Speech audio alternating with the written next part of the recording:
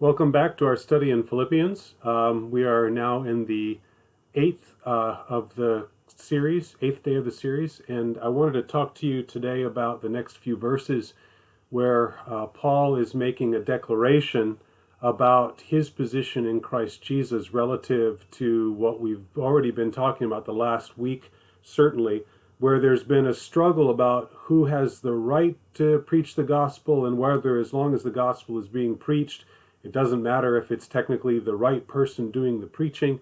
So let's pick up from where we finished last week and read a little bit further. It says in verse 18 of Philippians 1, "What then? Only that in every way, whether in pretense or in truth, Christ is proclaimed. And in this I rejoice, yes, and I will rejoice."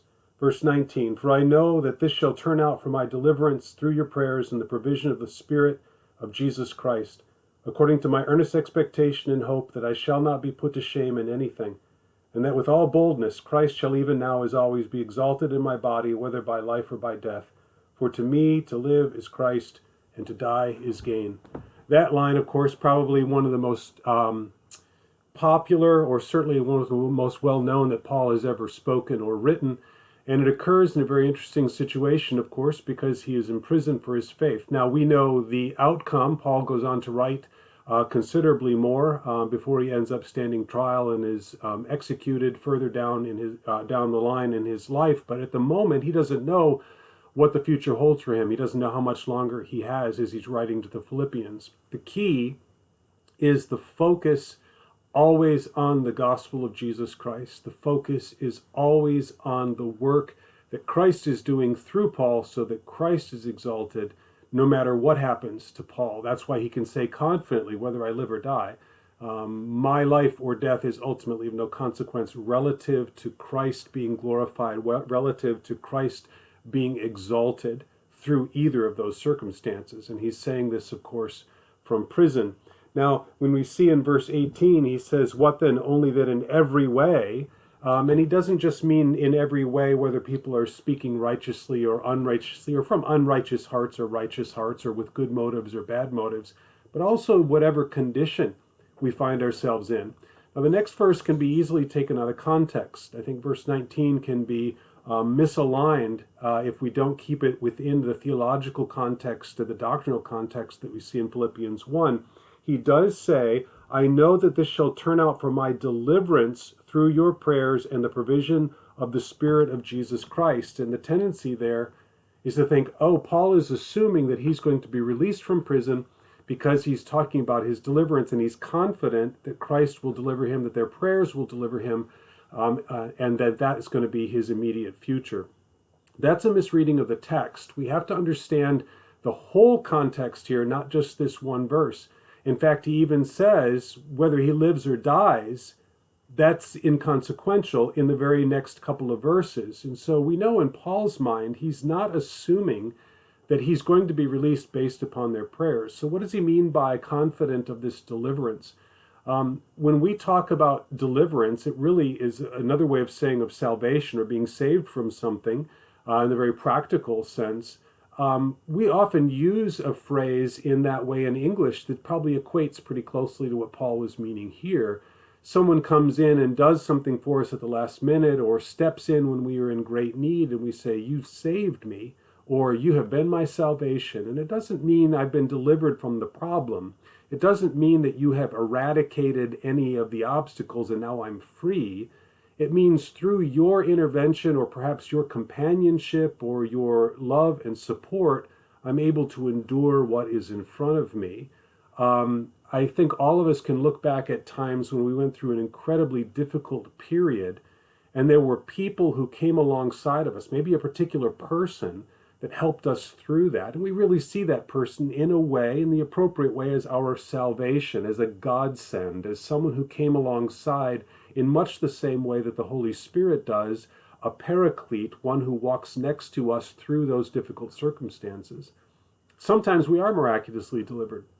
I mean, we do see examples of Paul and Peter being miraculously released from prison, but sometimes they are not. In fact, Paul goes on in one of his letters to talk about the number of things that he has endured for the sake of the gospel, including shipwreck and all sorts of things, beatings and floggings and being left for dead, imprisonment. All of these things are irrelevant as far as Paul is concerned, provided the gospel gets preached. So if we take verse 19 out of its context, it seems like Paul is confident that he's going to be physically delivered from prison, but that's not really what his emphasis is. And how do we know that for certain? We read the very next verse. For I know, verse 19, that this shall turn out for my deliverance through your prayers and the provision of the Spirit of Jesus Christ, according to my earnest expectation and hope that I shall not be put to shame in anything, but with all boldness Christ shall even now as always be exalted in my body, whether by life or by death. What was he concerned about? That he would somehow not elevate the name of Christ, or this would not work to the elevation of Christ's name in all things. For the Christian, it's kind of, our lives are a kind of opposite of a catch-22.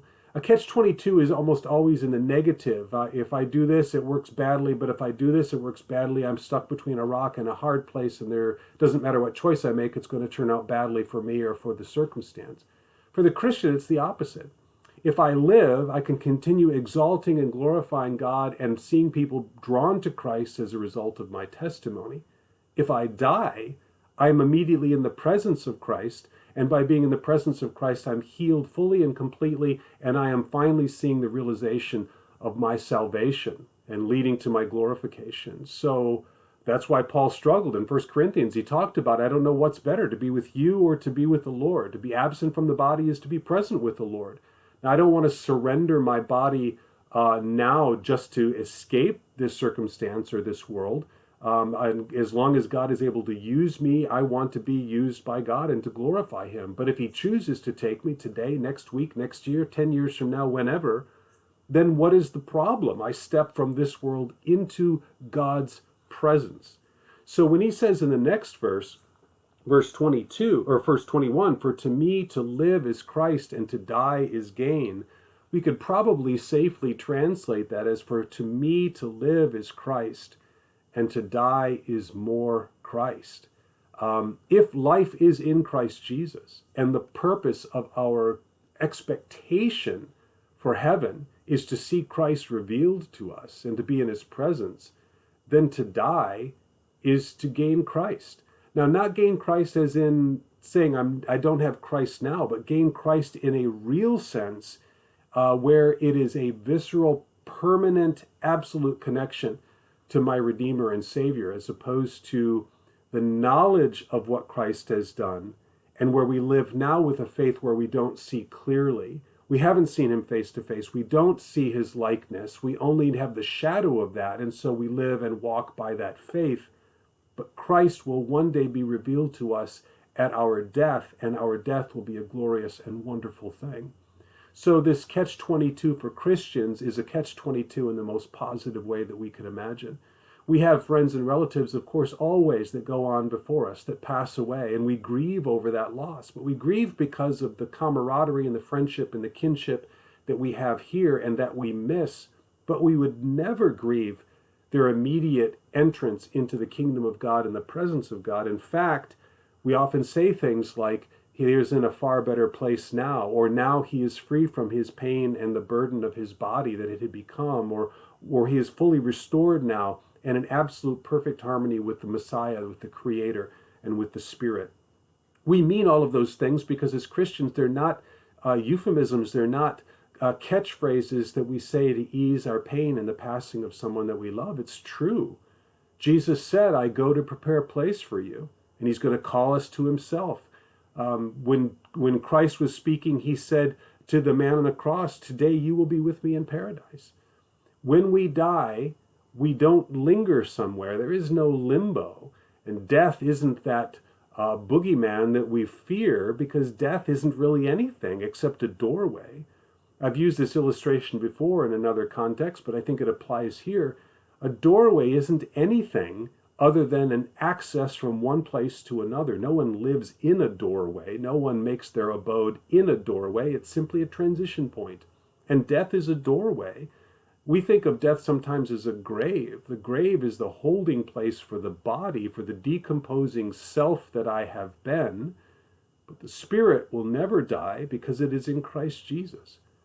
That's why we're told not to fear the one who can harm the body, but to fear the one who can cast the body and soul into hell, the one who actually has control over the condition and ultimate destination of our spiritual existence. And if we are in Christ Jesus, then we are in Christ Jesus and cannot be lost.